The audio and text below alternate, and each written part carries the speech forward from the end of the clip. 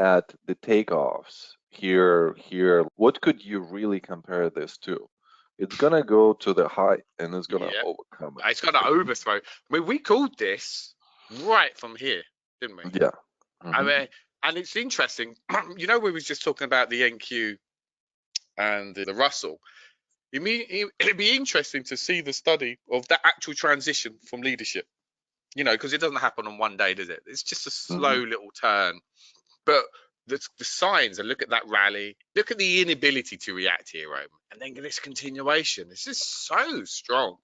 And we got over from where it is now. We should be overthrowing here, kind of comfortably in a way. Yeah, and remember we've talked. Remember we've talked also about the concept of why here we're gonna go faster, and we've talked how accumulation in this area has been concluded. This was just like a short-term detour.